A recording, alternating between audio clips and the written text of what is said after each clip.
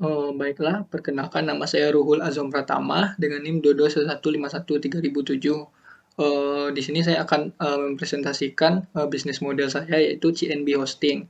Jadi CNB Hosting ini yaitu layanan hosting website yang akan digunakan oleh pelanggan seperti UMKM, personal blog atau e-commerce untuk mengonlinekan website mereka. Nah, kemudian masuk ke bisnis modelnya. Yang pertama yaitu key partner. Jadi di sini untuk key partnernya itu yaitu saya menggunakan cPanel. cPanel ini akan digunakan untuk memudahkan pelanggan untuk mendeploy website mereka. Seperti nanti pelanggan itu akan masuk ke cPanel-nya nih. Nah, cPanel-nya ini itu udah otomatis tersambung ke server kita gitu. Nah, jadi nanti di cPanel ini dia pelanggan itu akan bisa mengupload file websitenya yang akan langsung dihosting oleh server kita gitu. Kemudian di cPanel ini juga pelanggan juga dapat memonitoring perkembangan website seperti berapa visitor nih yang udah mengunjungi website mereka selama sebulan ini gitu, atau udah berapa nih bandwidth websitenya gitu dan lain-lain gitu. Nah, kemudian untuk key activities yang pertama itu monitoring server. Jadi di sini activitiesnya itu monitoring server. Kenapa harus dimonitoring? Karena server itu tidak selamanya mungkin uptime-nya tinggi itu. Mungkin untuk menjaga presentasi uptime-nya selalu tinggi perlu dimonitoring gitu. Kalau misalnya nggak dimonitoring nih, nanti suatu saat websitenya down dan itu bakal ngebuat website-website pelanggan kita juga ikut mati gitu. Meskipun down-nya itu nanti mungkin cuma sekian menit atau berapa, tapi itu juga bakal berpengaruh kepada brand kita gitu dan dapat menghilangkan kepercayaan pelanggan. Nah, kemudian update server. Nah, jadi di sini kami juga akan secara berkala untuk melihat perkembangan teknologi terkini agar produk kami ini tidak ketinggalan teknologi gitu. Jadi kami akan selalu mengupdate server kami agar memberikan performa yang bagus kepada pelanggan. Nah, kemudian data backup. Nah, jadi data backup ini akan digunakan untuk membackup data-data website dari pelanggan agar apabila suatu saat terjadi suatu hal yang tidak diinginkan seperti servernya itu mati atau datanya tiba-tiba hilang itu masih ada backup datanya gitu.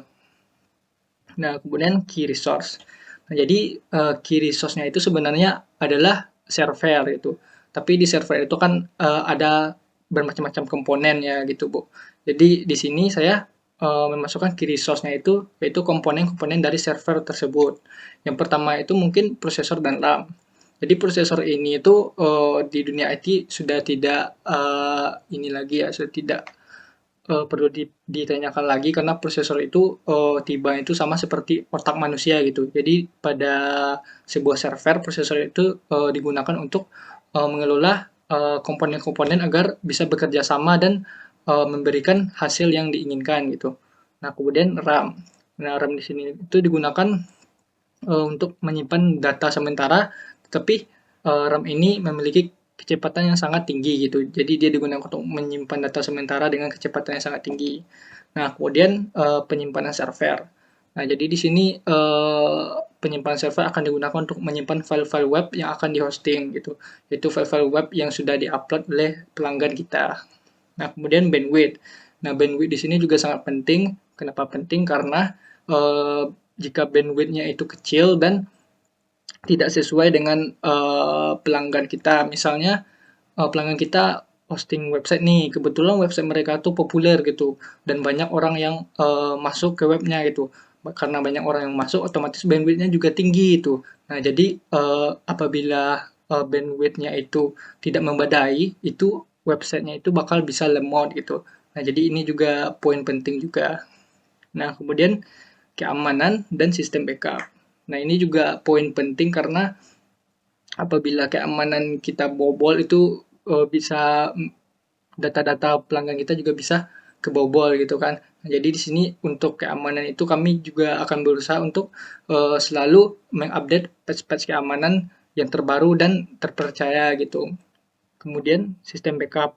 Nah, sistem backup ini mungkin sama dengan data backup tadi pada key activities, cuman sistem backup ini uh, perumpamaannya itu udah otomatis gitu. Jadi kita nggak nge-backup data pelanggan secara satu persatu secara manual, tetapi kita udah membuat suatu program yang misalnya tiap minggu dia otomatis nge-backup data gitu.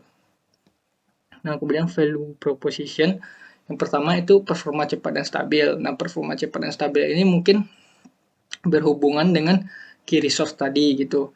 Karena kenapa? Karena kalau misalnya prosesornya core-nya banyak, itu prosesornya bagus, RAM-nya kapasitasnya banyak, kecepatannya tinggi, itu otomatis performa webnya juga bakal cepat gitu dan stabil. Nah, kalau misalnya stabil ini mungkin lebih ke prosesor tadi juga masuk, tapi mungkin lebih berat ke bandwidth-nya gitu. Karena kenapa? Karena seperti yang sudah saya katakan tadi, kalau misalnya bandwidth-nya itu kecil dan tidak memadai, itu bakal bisa ngebuat website-nya itu lemot gitu. Nah, kemudian kedua itu keamanan yang tinggi. Nah, keamanan yang tinggi ini tadi juga masuk ke key resource, keamanan dan sistem backup data tadi gitu. Kemudian skalabilitas dan fleksibilitas. Nah, skalabilitas dan fleksibilitas ini yaitu kayak misalnya contohnya nih, user udah beli produk kita, misalnya anggaplah produk kita ada 3, misalnya yang pertama small, medium, dan high gitu. Nah, misalnya user udah beli yang small, tapi dia ngerasa layanan ini kurang nih untuk website saya gitu. Saya mau layanannya lebih tinggi lagi.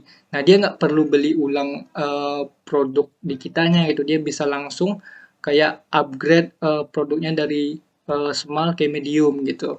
Nah, itu contohnya seperti itu. Nah, kemudian efektivitas biaya. Nah, di sini website kita juga uh, memberikan biaya yang murah lah dibandingkan uh, website hosting-hosting lainnya gitu. Nanti juga akan dibahas secara terpisah mungkin. Nah, kemudian kemudahan deploy. Nah, kemudahan deploy ini berhubungan dengan key partner, yaitu cPanel. Kenapa berhubungan? Karena pada cPanel tadi kan sudah dijelaskan user itu dapat mengakses cPanel dan mengupload file mereka, file website mereka di cPanel tersebut dan otomatis akan dihosting oleh server kami gitu. Nah, jadi itu dapat memudahkan user untuk mendeploy website mereka gitu. Nah, kemudian support 24/7. Nah, jadi support 24 jam per 7 ini itu maksudnya itu layanan support untuk pelanggan bertanya. Kayak misalnya pelanggan udah beli nih layanannya, cuman masih bingung gitu gimana sih cara makainya gitu, cara ngupload file di cPanel-nya itu gimana gitu, atau cara loginnya itu gimana. Nah, user itu dapat nanti bertanya di website kita gitu. Nanti di website kita akan ada page sendirinya untuk support itu. Nah, jadi di sini kami mengutamakan support karena kenapa? Karena pasti adalah orang-orang yang bakal bingung gitu dengan layanan yang kita jual meskipun udah kayak dicantumin nih cara-caranya gini gini gini cuman pasti ada lah orang-orang yang tetap bingung gitu kan. Jadi di sini dia bisa bertanya kepada support. Nah, kemudian customer relation yaitu layanan personal. Nah, layanan personal ini mungkin uh, lebih cenderung ke support tadi kayak misalnya nih dia bingung kan terus dia nanya gitu, nanya-nanya terus dijawab dijawab nih dikasih solusi gitu dan bekerja gitu. Nah, itu kan kayak bagi pelanggan tuh kayak bagus lah gitu layanannya, selain hostingnya bagus, layanan supportnya juga bagus gitu. Karena kebanyakan web-web hosting lainnya itu kan cuma kayak jual produk, mau usernya ngerti caranya atau enggak itu urusan dia gitu. Nah, jadi di sini kami mengutamakan juga layanan personal untuk pelanggan gitu. Nah, kemudian channel.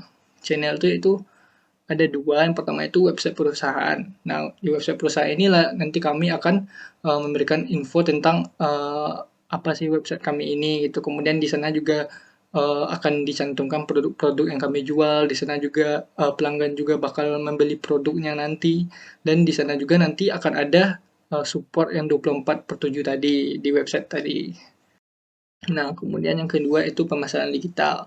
Pemasaran digital ini sangat penting seperti mengiklankan produk kita di TikTok, YouTube, Instagram dan lain-lain, atau kita juga bisa meng-hire selebgram untuk mengiklankan produk kita gitu. Kemudian customer segment itu ada 3 yang utama, itu yang pertama itu UMKM, yang kedua itu personal blog untuk orang-orang yang mau membuat blog pribadi di web gitu. Yang ketiga itu e-commerce stores. Kemudian cost strukturnya ada 3, yang pertama itu VPS, itu server yang akan digunakan untuk membuat server dan yang akan digunakan untuk menghosting website. Nah, kemudian yang kedua itu cPanel, yang cPanel akan digunakan untuk UI untuk user monitoring website mereka. Yang ketiga itu domain. Terus yang terakhir itu revenue stream. Yang pertama itu penjualan paket hosting yang kayak misalnya yang tadi saya sebutkan seperti small, medium, atau high gitu. Itu layanan hostingnya. Nah, yang kedua, upgrade atau downgrade layanan.